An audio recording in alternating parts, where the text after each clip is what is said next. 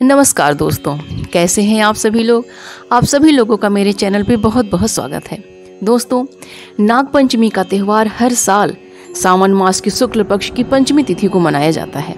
इस साल 2022 में यह शुभ तिथि 2 अगस्त दिन मंगलवार को है। भगवान शिव के गले में स्थान पाने वाले नागों की हिंदू धर्म में पूजा की जाती है। दरअसल ग्रहों के समान नागों को भी प्रभावशाली माना गया है। मान्यता है कि नागपंचमी के दिन नाग देवता के साथ साथ भगवान शिव की पूजा करने से सर्पदंश का भय नहीं रहता, साथ ही ग्रहों का प्रतिकूल असर भी दूर होता है। भविष्य पुराण और अन्य पुराणों में नागों को देव रूप में बताया गया है।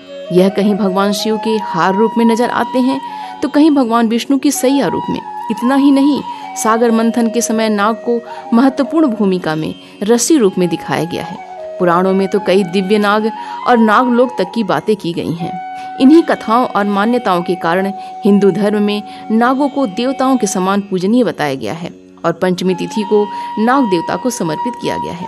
नागपंचमी का पर्व देश के कुछ हिस्सों में सावन मास के शुक्ल पक्ष की पंचमी तिथि को मनाया जाता है, तो वहीं अन्य हिस्सों में सावन मास की कृष्ण पक्ष की पंचमी तिथि को मनाया जाता है।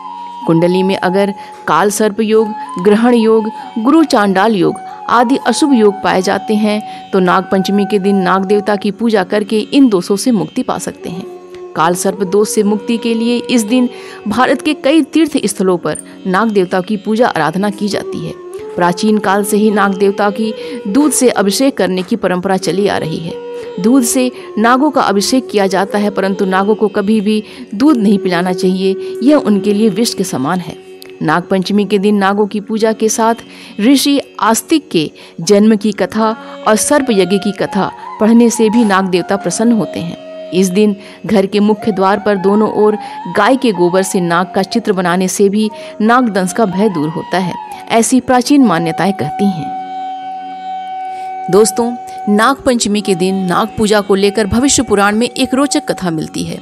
कथा के अनुसार राजा परीक्षित के पुत्र राजा जन्मेजय ने अपने पिता की मृत्यु का बदला लेने का फैसला किया।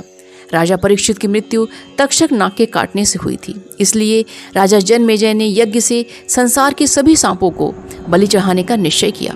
राजा जन्मेजय का यज्ञ इतना शक्तिशाली था कि उसके प्रभाव से सभी सांप अपने आप खींचे चले आते थे।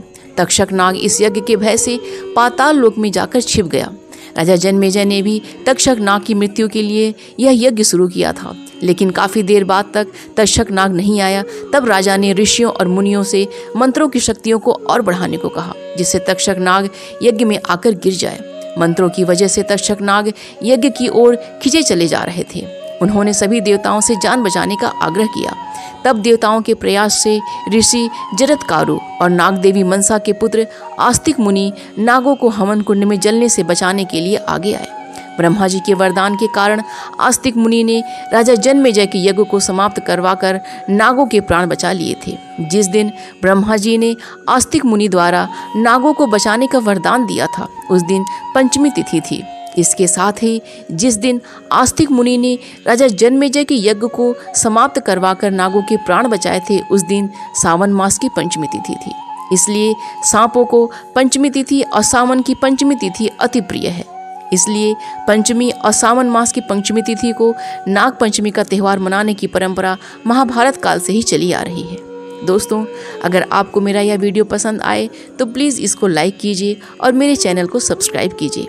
मिलते हैं अगले वीडियो में। अपना और अपनों का ख्याल रखिए। नमस्कार।